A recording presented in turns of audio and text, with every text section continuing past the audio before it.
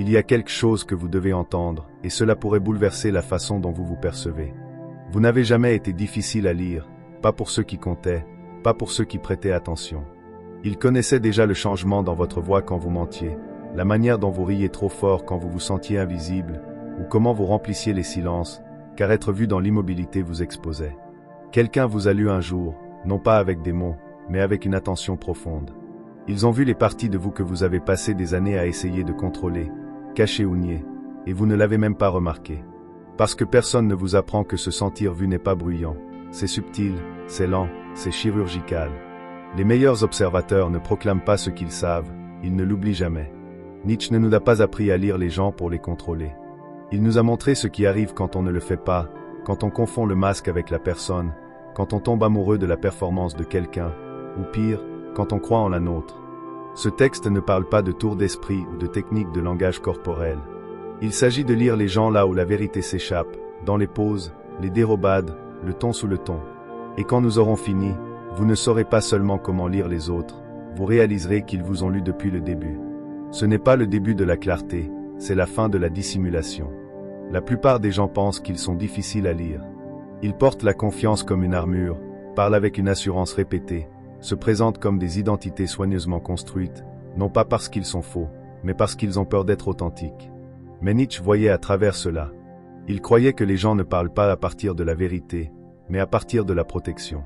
Le langage, disait-il, n'a pas été créé pour révéler qui nous sommes, mais pour survivre, pour se cacher, pour appartenir. Ainsi, quand quelqu'un parle, vous n'entendez pas son âme, vous entendez son masque expliquer pourquoi il mérite d'être accepté. Nous accordons trop de confiance aux mots, mais les gens laissent échapper la vérité là où ils ne s'en rendent pas compte, dans la tension, le silence, l'incohérence entre ce qu'ils disent et comment ils le disent. Nietzsche n'a pas seulement étudié le langage, il a étudié la contradiction. Il croyait que la vérité ne réside pas dans ce qui est dit, mais dans ce qui est évité. Et une fois que vous commencez à regarder à travers cette lentille, le monde devient transparent. L'homme confiant qui ne s'arrête jamais de parler a peur du silence. La femme perfectionniste, obsédée par le contrôle, est en guerre avec son propre chaos intérieur. Ceux qui jugent le plus fort haïssent chez les autres ce qu'ils ne peuvent affronter en eux-mêmes.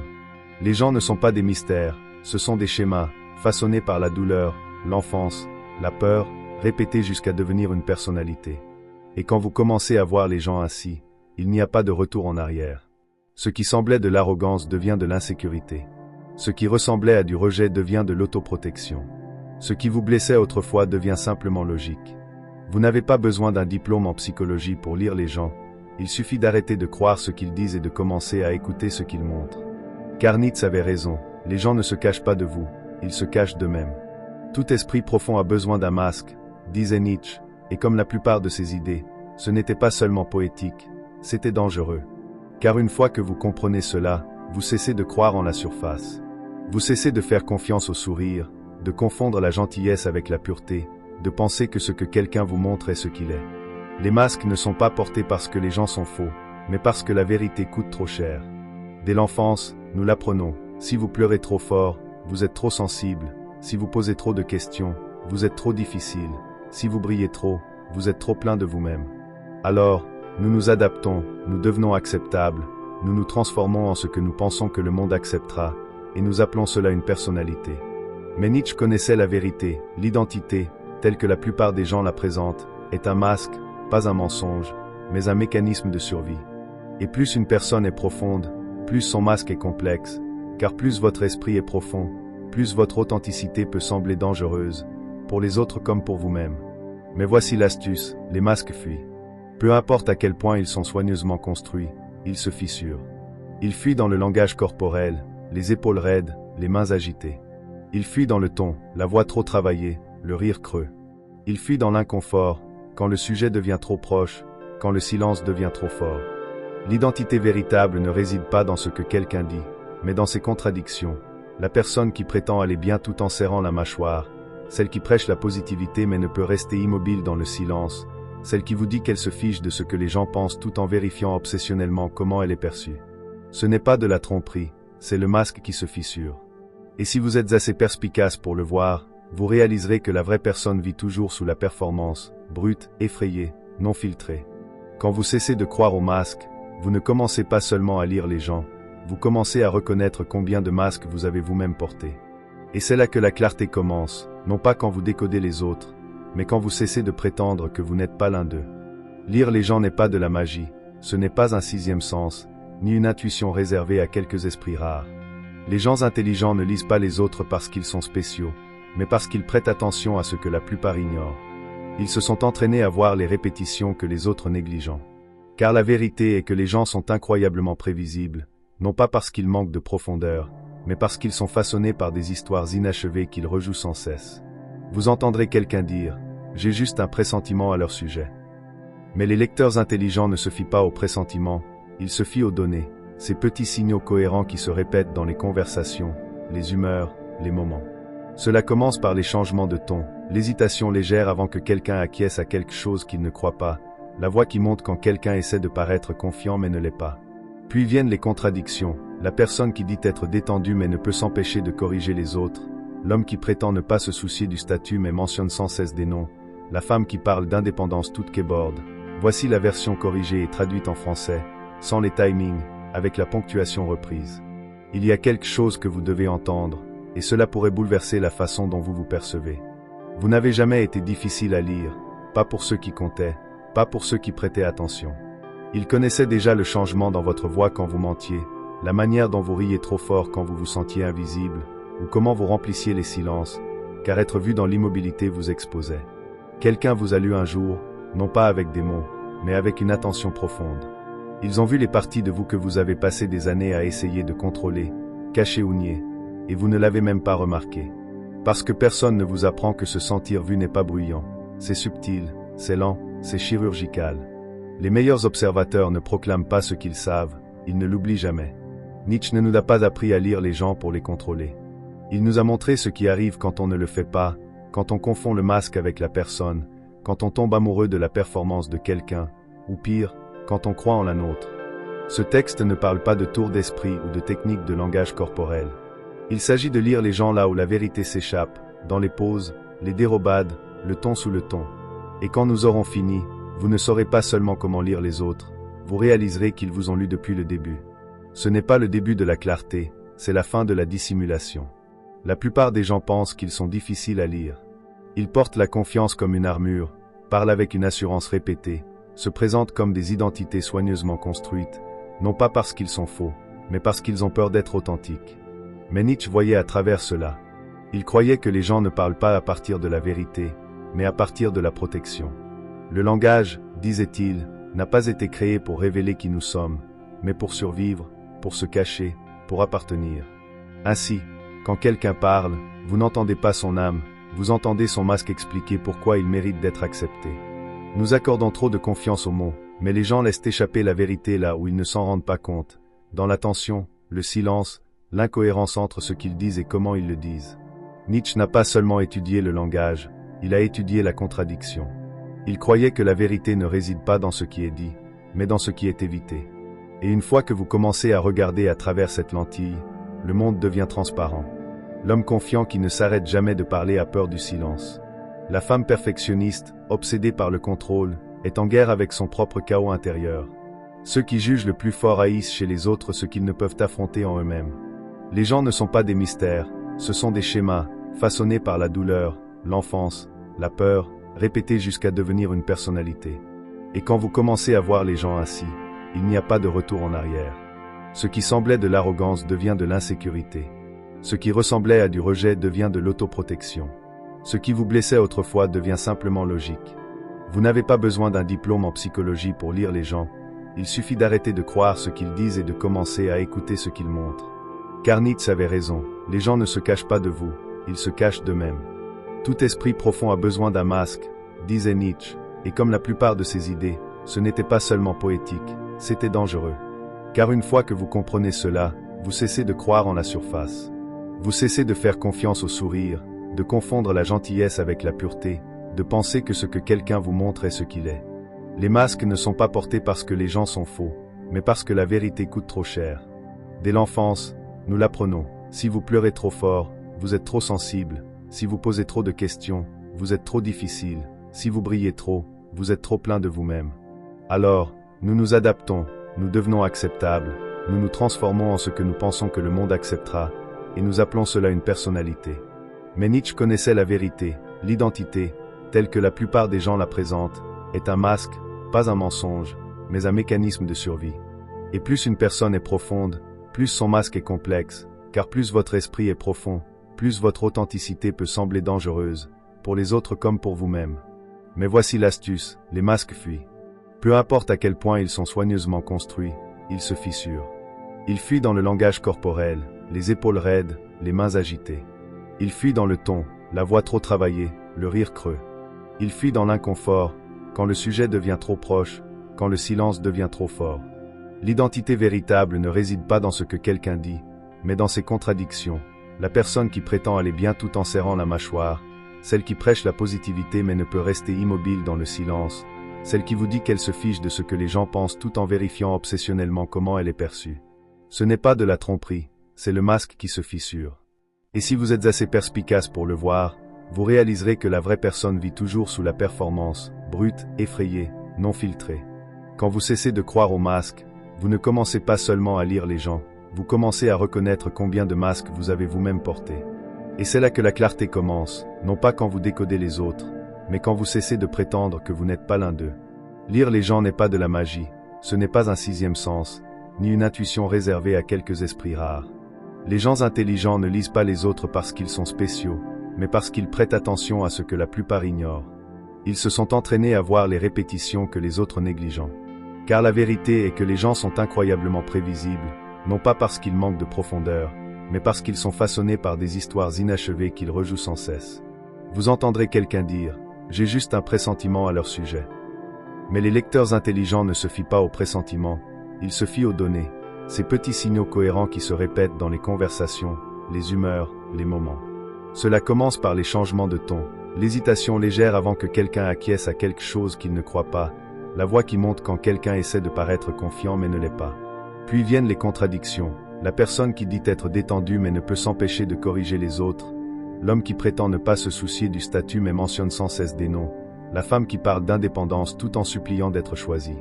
Ce ne sont pas des accidents, ce sont des symptômes d'un schéma plus profond. Et puis, il y a le timing, ce léger retard quand on pose une question personnelle, ce moment où quelqu'un se répète juste pour remplir l'espace, ce changement soudain de sujet quand la conversation devient trop intime. Ce ne sont pas des défauts, ce sont des failles, les fissures où la performance s'amincit et où la vérité commence à suinter. Les gens les plus intelligents ne cherchent pas ce qui est bruyant, ils cherchent ce qui est décalé. Ils ne s'obsèdent pas sur les détails, ils guettent les empreintes émotionnelles, les choses que les gens font sans s'en rendre compte. Car la véritable clarté n'est pas magique, ce n'est même pas de l'intuition, c'est de la discipline, de la reconnaissance de schémas, apprendre à rester silencieux assez longtemps pour voir ce que les gens essaient de ne pas montrer. Et une fois que vous avez entraîné cette capacité, le monde cesse de sembler aléatoire.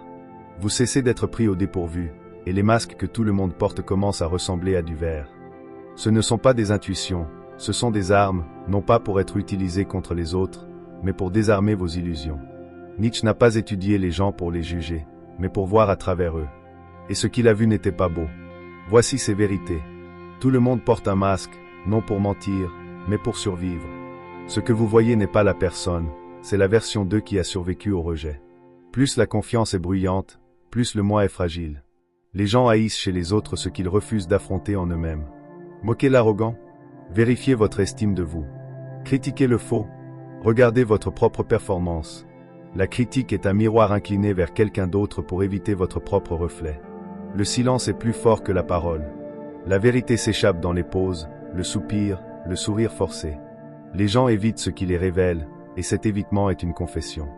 L'auto-illusion précède le mensonge aux autres. Les gens ne jouent pas la comédie pour vous manipuler, ils répètent leur propre déni. Je vais bien, j'ai tourné la page, ça m'est égal, ils y ont cru en premier, parce qu'ils le devaient. La critique n'est pas une analyse, c'est une autobiographie. Quand quelqu'un pointe constamment ce qui ne va pas dans le monde, il vous dit ce qui est brisé en lui. Chaque plainte a une histoire d'origine. La confiance est souvent un costume pour la culpabilité. Les gens qui semblent les plus posés jouent souvent la certitude pour enfouir quelque chose qu'ils ne peuvent se pardonner. L'exagération révèle l'insécurité. Je m'en fiche toujours, je suis toujours heureux, je n'ai besoin de personne. Plus la revendication est extrême, plus la peur qu'elle cache est grande. La soif de contrôle vient du chaos intérieur. Ceux qui contrôlent tout ne sont pas forts, ils ont peur. Contrôler les autres est plus facile que de se confronter soi-même. La moralité bruyante est souvent une supériorité déguisée. Plus quelqu'un proclame sa vertu, plus il cache quelque chose derrière. La vraie bonté est silencieuse, la performance est l'insécurité déguisée. Les gens ne craignent pas d'être blessés, ils craignent d'être vus. Être vulnérable n'est pas dangereux à cause de la douleur, mais parce que cela menace l'identité qu'on a construite. L'exposition est une mort de l'ego. Ce que quelqu'un défend le plus, il en doute le plus profondément. Si quelqu'un surexplique ses croyances, observez bien, il ne cherche pas à vous convaincre, mais à se convaincre lui-même. Le besoin d'être remarqué cache la peur d'être oublié. Ceux qui recherchent l'attention, les plus bruyants, les plus visibles en ligne, ne sont pas vaniteux, ils ont peur de ne pas compter. L'envie porte le masque de la haine. Les gens n'attaquent pas ce qu'ils méprisent, mais ce qu'ils désirent secrètement. Ils ne vous haïssent pas, ils croient qu'ils ne peuvent pas être vous. Personne ne parle à partir de la logique, mais à partir de la douleur. Les croyances ne reposent pas sur des faits, mais sur des cicatrices. Chaque opinion cache une blessure. L'enfance ne disparaît pas, elle se rejoue. L'adulte qui domine les conversations a été ignoré. La femme qui cache ses émotions a été punie pour les avoir exprimées. Le comportement est une biographie. Les gens cachent l'incertitude pour éviter l'effondrement. Plus une vision du monde est rigide, plus l'identité est fragile. La flexibilité est une force, le dogme est une peur avec un mégaphone. La désespérance se déguise en indépendance. Je n'ai besoin de personne, signifie souvent, j'ai abandonné l'idée d'être choisi. Cherchez ceux qui s'isolent, non par force, mais par lassitude d'être déçus. Les schémas sont des confessions. Pas besoin qu'on vous dise qui est quelqu'un. Observez ses habitudes, sa manière de se retirer, de réagir au silence, les gens qu'il poursuit ou évite. Son schéma n'est pas aléatoire, c'est une cicatrice qui se rejoue. Nietzsche ne nous a pas donné ses vérités pour manipuler les autres, mais pour que nous cessions de confondre le bruit avec l'honnêteté, la performance avec l'identité, et le traumatisme avec la personnalité. Une fois que vous apprenez à voir ces schémas, vous réalisez que les gens ne sont pas mystérieux, ils sont exposés, si vous savez comment regarder. Chaque blague, chaque compliment, chaque insulte, chaque silence, tout vient de quelque part. L'erreur que font la plupart des gens est de croire que le comportement est aléatoire, pire, rationnel. Mais Nietzsche savait mieux. Il savait que les gens ne parlent pas à partir de la logique, mais de la peur. Ils n'argumentent pas parce qu'ils sont confiants, mais parce qu'ils ont peur que leurs croyances soient tout ce qu'ils ont. Ils ne vantent pas leur mérite parce qu'ils sont fiers, mais parce qu'ils craignent d'être ignorés. Ils ne restent pas silencieux parce qu'ils sont calmes, mais parce que, quelque part dans leur enfance, le silence est devenu une sécurité. La vraie question n'est pas ce que quelqu'un dit, mais pourquoi il le dit. Une personne qui interrompt constamment, elle n'a pas été entendue. Un homme qui se moque des émotions. On lui a appris que la vulnérabilité équivaut à la faiblesse. L'ami qui ne pose jamais de questions sur votre vie.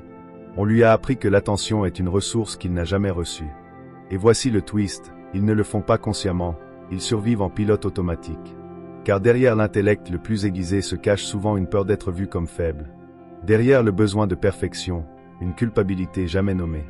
Derrière la quête de pouvoir, le plus souvent, la honte de ce qu'ils n'ont pas réussi à faire, de ce qu'ils sont devenus, des parties d'eux-mêmes qu'ils ont enfouies pour fonctionner. Mais vous n'entendrez jamais cela dit à voix haute. Vous le verrez dans la manière dont ils corrigent les autres trop vite, dont ils s'accrochent à la structure, dont ils se ferment quand l'intimité entre dans la pièce. Et si vous écoutez, si vous ne regardez pas seulement la performance, mais en décodez l'origine, vous comprendrez quelque chose que la plupart des gens ne comprennent jamais. Le comportement n'est pas un message, c'est une couverture, un bouclier construit autour d'une blessure. Et quand vous cessez de réagir à la surface et commencez à vous demander « Quelle douleur cela protège-t-il ?» vous ne devenez pas seulement perspicace, vous devenez libre. Car le monde cesse d'être personnel. La colère, la froideur, le retrait, ce n'était jamais à propos de vous, c'était à propos d'eux, et ça l'a toujours été. Nous vivons à une époque de performance, en ligne, au travail, même dans les conversations avec ceux qu'on aime, nous sommes toujours sur scène. Chaque légende Instagram, chaque texto, je vais bien, chaque tenue, chaque opinion, chaque réponse tardive, tout est performance. Mais Nietzsche l'avait vu avant l'existence des filtres et des abonnés. Il écrivait, les gens ne vivent pas tels qu'ils sont, ils vivent comme la version d'eux-mêmes qu'ils croient accepter. Et c'est le problème, nous pensons que les gens se cachent de nous, mais la plupart du temps, ils se cachent d'eux-mêmes. Vous le voyez tous les jours, l'homme qui parle sans cesse de sa force parce qu'il a peur d'être vu comme faible, la femme qui poste des citations sur la guérison parce qu'elle ne s'est pas autorisée à ressentir quoi que ce soit de réel depuis des années, l'ami qui ne cesse de plaisanter parce que le silence lui rappelle quelque chose qu'il n'a pas guéri. Les gens ne sont pas faux, ils ont peur. Peur que s'ils abandonnent leur rôle, ils soient abandonnés, rejetés, insignifiants. Alors, ils peaufinent leur gentillesse pour être admirés, instrumentalisent leurs croyances pour se sentir puissants, affichent leur indépendance pour masquer la solitude qu'ils ne veulent pas admettre. Et le plus dangereux, ils ne savent même pas qu'ils le font.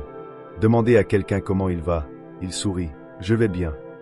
Mais sa mâchoire se serre, ses épaules restent tendues, son rire est un peu trop forcé, ses yeux vacillent quand les vôtres ne le font pas.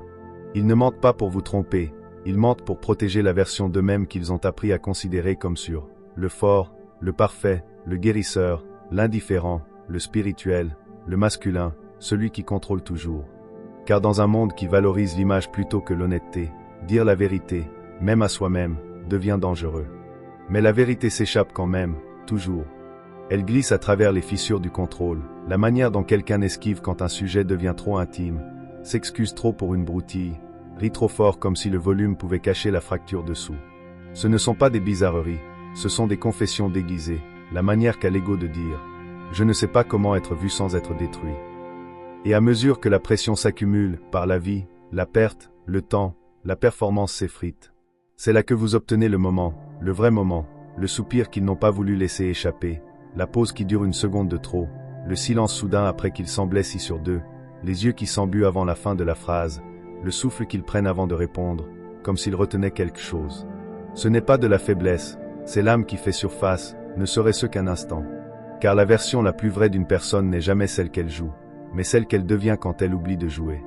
Si vous êtes le genre de personne qui remarque cela, qui sent les choses changer dans une pièce avant que quiconque ne parle, qui capte le moment où le masque de quelqu'un commence à se fissurer, vous n'êtes pas juste observateur, vous assistez à un moment sacré, la version d'eux qu'ils n'ont même pas osé rencontrer, celle qu'ils ont enfouie sous l'identité, la survie et le besoin d'être accepté. Et une fois que vous le voyez, vous ne pouvez plus ne pas le voir. Vous commencez à comprendre que lire les gens n'est pas une question de jugement, mais de compassion. Car quand quelqu'un sort de son rôle, il vous montre enfin qui il est vraiment. Il y a un moment qui arrive discrètement, soudainement, sans avertissement, mais jamais sans conséquence. Vous êtes dans une conversation, à écouter quelqu'un se plaindre, poser ou se vanter, et pour la première fois, vous ne réagissez pas. Vous ne le prenez pas personnellement, vous ne vous sentez pas attaqué, vous n'éprouvez pas le besoin de vous défendre. Vous les voyez simplement, les schémas, le ton, le rythme, la manière dont ils surexpliquent, dont leur confiance semble creuse, dont leur silence est trop bruyant. Et soudain, ça fait tilt, ce n'est pas à propos de vous, ça n'a jamais été à propos de vous. Les choses qui vous mettaient en colère, la froideur, l'arrogance, l'attachement excessif, on ne vous blesse plus de la même manière, car maintenant vous reconnaissez ce qu'elles sont, des blessures portant une armure. Ce n'est pas de la faiblesse, c'est de la survie, déguisée en dominance, en silence ou en vertu. Et quand vous voyez cela, quelque chose d'irréversible se produit, l'empathie devient inévitable. Pas celle qui est douce et performative, pas celle qui dit « je comprends » pour marquer des points moraux, mais celle qui naît du chagrin, celle qui vient de savoir combien il est difficile d'être humain. Car une fois que vous voyez ce dont les gens fuient vraiment, la culpabilité derrière la vantardise, la peur derrière le contrôle, la tristesse derrière le silence, vous cessez de vous engager avec le masque et commencez à reconnaître la douleur qui l'a construit. C'est ce que Nietzsche voulait, non pas vous donner un outil de pouvoir, ni vous aider à manipuler les gens, mais vous empêcher d'être dupés. Car le vrai danger n'est pas que les gens mentent, c'est qu'ils croient en leurs propres mensonges et s'attendent à ce que vous viviez à l'intérieur. Ils s'attendent à ce que vous répondiez au personnage, pas à la vérité derrière le rôle. Et si vous ne voyez pas à travers, vous tombez dans le théâtre. Vous cherchez la validation de gens profondément insécures, vous craignez le rejet de quelqu'un terrifié par la connexion, vous vous sentez inférieur à quelqu'un qui s'effondre secrètement. Mais quand vous voyez les gens clairement, tout change. Vous ne reculez plus face au rejet, car vous savez que le rejet n'est pas la vérité, c'est un réflexe de blessure. Vous ne vous laissez plus entraîner dans le conflit, car le drame n'est pas un danger, c'est une dysrégulation. Vous ne vous laissez plus séduire par la confiance, car bruyant n'est pas fort, c'est effrayé. Vous commencez à lire la situation au lieu de réagir à l'émotion. Et dans cet espace, la clarté tue la confusion. Vous cessez de demander « Pourquoi me font-ils ça ?» et commencez à vous demander quelle partie d'eux souffre tant pour qu'ils survivent ainsi. Et dans cette clarté, la colère s'éteint, car vous ne combattez plus la réalité. Vous ne prenez plus le traumatisme de quelqu'un d'autre pour votre vérité. Vous ne faites plus de leur dysfonctionnement votre responsabilité. Vous ne devenez pas plus faible, Vous devenez inébranlable, non pas parce que vous êtes froid, mais parce que vous êtes enfin éveillé. Éveillé à l'architecture du comportement humain, au schéma derrière les personnalités, au fait que la plupart des gens ne sont pas dangereux, ils ont juste peur. Et une fois que vous voyez cela, vous cessez d'avoir besoin de vous battre. Vous commencez à choisir de comprendre. Car quand vous voyez les gens clairement, la manipulation meurt, le ressentiment s'efface, et le pouvoir vous revient. Vous n'êtes pas en train de devenir un lecteur.